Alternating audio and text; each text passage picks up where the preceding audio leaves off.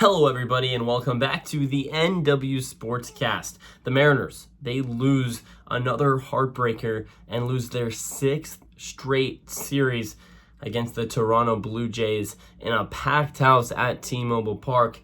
What a way to lose this one. The Mariners had 14 runners on base in the 7th, 8th, 9th, and 10th inning and were unable to scrape across one run. Absolutely pitiful stuff from this offense. But just how bad is this offense? It's pretty bad, guys. Just to give some context, runners on second and third, one out, and up comes the top of the lineup. And usually in most scenarios, the top of the lineup, the other team is thinking, wow, well, this is it. Second and third, the top of the lineup's coming up. It's the best hitters of that team. And I was at the game today, and in that moment, what did I think? No, I did not think, yes, the top of the lineup's turning over. No, it was J.P. Crawford, who ended up going 1 for 6 today, who's hitting just above the Mendoza line, who had to come up and figure out a way to get a sac fly, and of course he couldn't do it. This offense is terrible. The fact that Crawford is leading off for us in a really bad year for JP, there's just no way to slice it.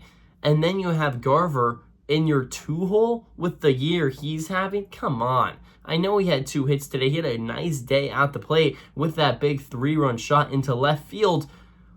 But it's just disheartening to think that the top of the lineup turns over, and my immediate reaction was, here we go again.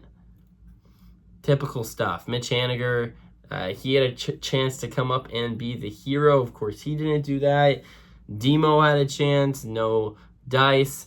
Cal Raleigh had a chance. Really, every single player in this lineup at some point in the 9th or 10th inning had a chance to walk it off, and were just unable to do so. The Mariners were knocking on the door of a victory over and over and over again, and unfortunately could not get the job done, and that is how the cookie crumbles. The Mariners don't lose any ground because the Astros do lose, so now the standings is still at 2 games for the Mariners, but they are now just 49 and 43, just 6 games above 500, trending in the wrong direction. And if you're a Mariners fan, the July All-Star break cannot come soon enough for this team. That's how bad we're playing right now. Let's quickly get into the stats. George Kirby, he did pretty good today, and pretty good being an understatement, of course. 6 innings pitched, 7 hits, gives up the 3 earned runs with 8 strikeout, had 10 plus whiffs, gave up just the 1 walk against a pretty solid Blue Jays lineup. Obviously, they're having a down year as well. All things considered, that wasn't terrible. You give up the 1 big 3-run home run. What are you going to do? You're going to get beat by good players sometimes. It is what it is. You move to Ryan Stanek. He was lights out for the most part. He did give up a couple of hits, 1 leading to the run. But then Austin Voth comes in there. He does good stuff. And then Munoz as well is nice. But then you have to rely on Colin Snyder in the 10th inning. And my first reaction when I saw Snyder walk in was, how nice would it be if we had Matt Brash right now?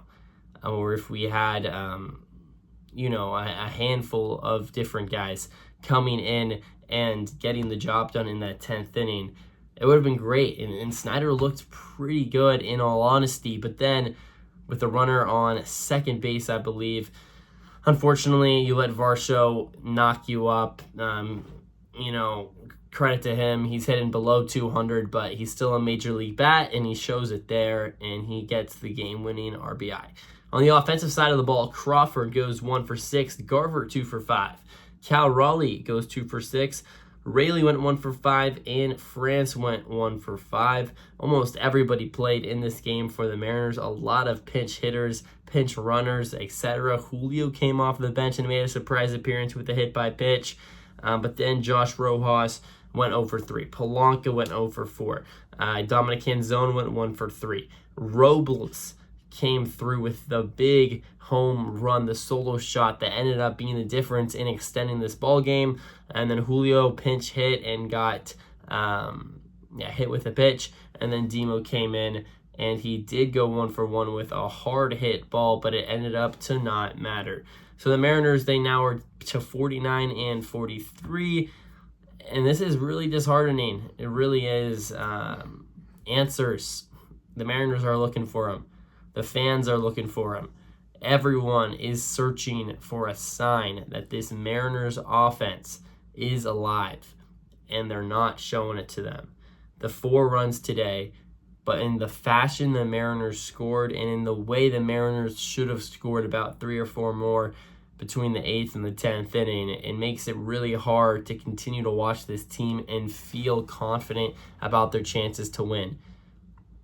Even the Blue Jays fans knew it. They saw our faces when guys like J.P. Crawford got up to the plate, who's been clutch at times this season and obviously is in seasons prior. Mitch Haniger, it falls into that same category. But the fact that we were scared when those guys came to the plate, that means all the difference. That's about it. NW Sportscast. See you guys.